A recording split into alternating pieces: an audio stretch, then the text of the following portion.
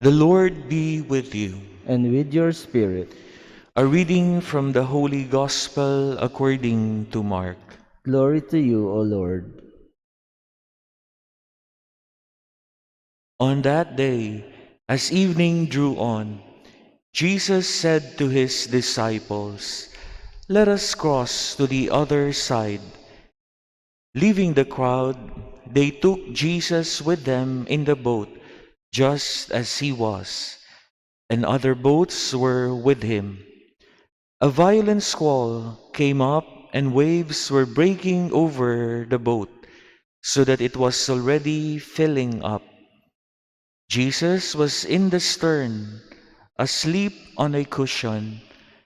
They woke him and said to him, "Teacher, do you not care that we are perishing?" He woke up, rebuked the wind, and said to the sea, "Quiet, be still." The wind ceased, and there was great calm. Then he asked them, "Why are you terrified? Do you not yet have faith?" They were filled with great awe and said to one another, "Who then is this whom even wind and sea obey?" The Gospel of the Lord. Praise to you, Lord Jesus Christ. Magandang umaga po.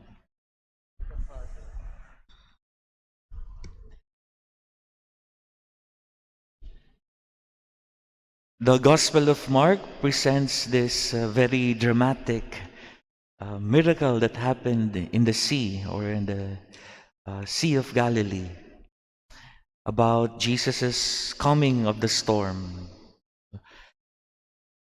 There is no doubt that this actually happened, because as what we have been reflecting on, Mark's Gospel was the first to have been written.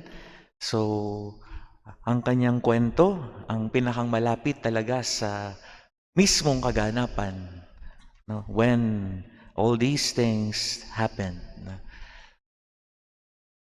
I read a reflection on this miracle of the coming of the storm, at ang sabi niya, while we do not doubt that this event actually happened, sigurado this was meant for something more than just yung tayo na nakakabatid at pinagkakwentuhan would simply be brought to marveling, no?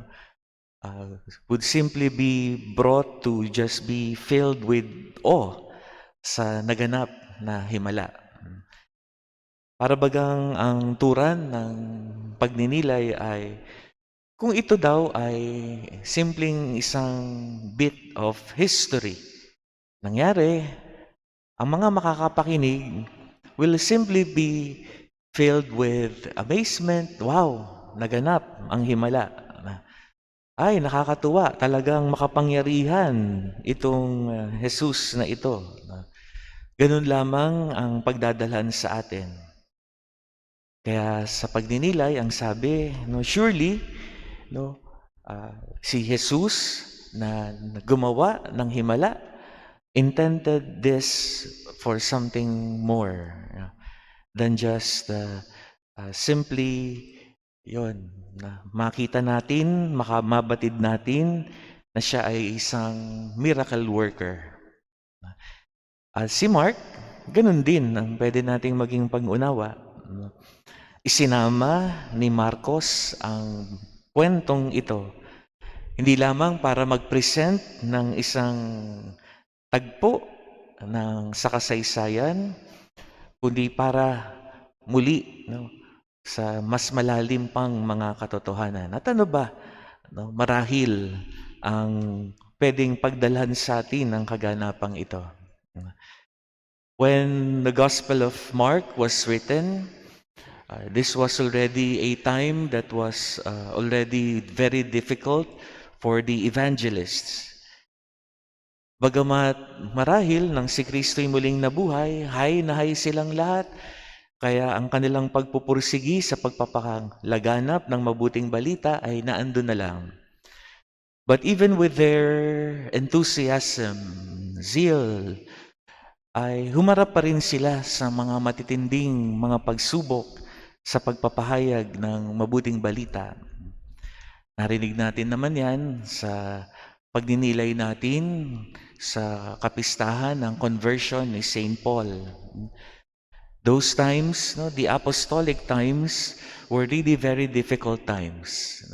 And Paul himself was one of those who initially persecuted the Christians prior to his conversion. So those times were really very difficult times, for the apostles and the early converts to Christianity. So Mark, obviously, seeing how the early Christians were going through some very stormy waters, ay naalaala at ikinuwento ang bahaging ito, ang tagpong ito, sa buhay ng Panginoon at ang kanyang mga alagad. Kaya ang malinaw na pahayag sa pagninilay ay kinakailangan mangusap itong tagpong ito sa mga dumadanas nung panahong iyon ng mga matitinding pagsubok sa pananampalataya. Para bagang sumusuong sa bagyo sa pananampalataya at sa mismong buhay. Nilais na ito'y mangusap para sa mga naunang kabilang sa Santa Iglesia. At sa ganung diwa, makikita natin kung paano tayo binibigyan ng inspirasyon ng Ebanghelyo o ng kaganapang iyon. Well, una, even if we are in the presence of Christ, pwede palang mangyari, na meron pa ring mga unos. Na andyan na siya. Eto na tayo sa loob ng simbahan. Magkakasama na tayo. We continue to acknowledge His presence. We receive Him. We listen to His word. But storms still come. So hindi nangangahulugan na pag sinabi mo lamang basta, kasama natin ang Panginoon, ay tapos na ang mga dagok ng buhay. Kaya hindi rin natin pwedeng gamitin pangganyak na ani kayo, sama kayo sa amin, sapi kayo sa amin, at matatapos lahat ang inyong mga problema. So, bilang mga Kristiyano, that is something that we really do not claim. Because as we can see in today's gospel, even if Christ was with the apostles, patuloy pa rin dumating ang bagyo sa gitna ng lawa. So ano ang dapat na maging disposisyon ng isang alagad? Sa Ebanghelyo, narinig natin kung ano ang ginawa ng mga apostol. They woke Jesus and said to Him, "Teacher, do you not care that we are perishing?" So sa pangalawang diwang iyon, pwede nating masabi, we don't simply content ourselves with the fact that we are in the presence of Christ. We have to commune with this Christ.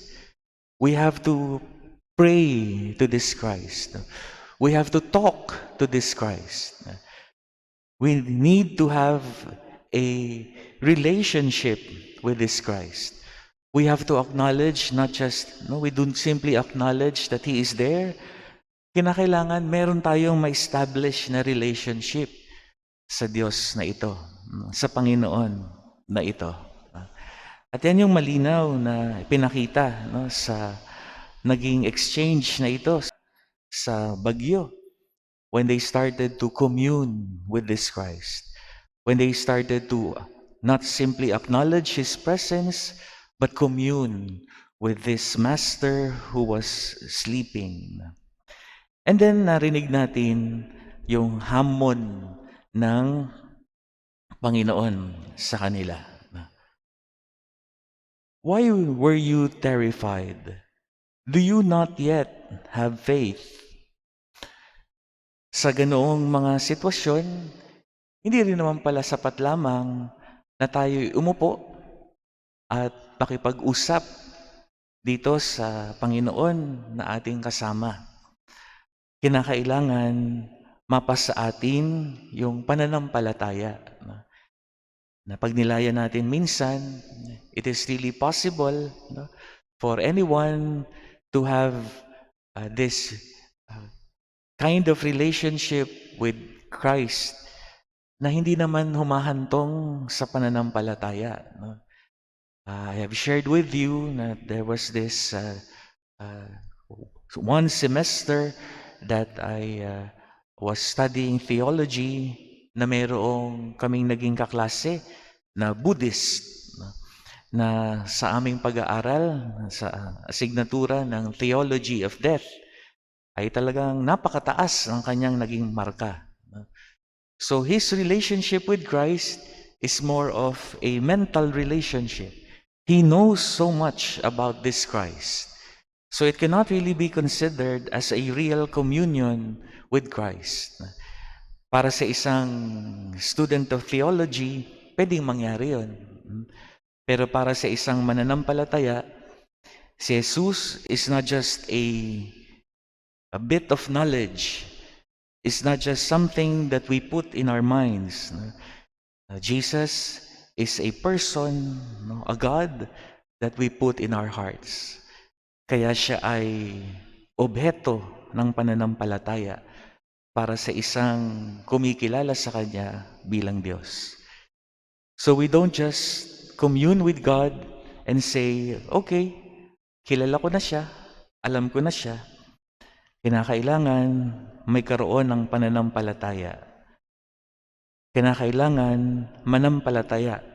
Siya'y maging obheto ng pananampalataya. Magandang palaala para sa ating lahat dahil wala naman yatang panahon na tayo nakaiiwas sa mga matitinding bagyo ng buhay. Para bang lahat naman tayo talagang nasusuong sa ganitong mga bagyo at pwedeng magbigay sa atin ng inspirasyon ang kaganapang ito, just as it has been intended by Mark when he narrated this event in his gospel, the very first to have been written among the 4 gospels.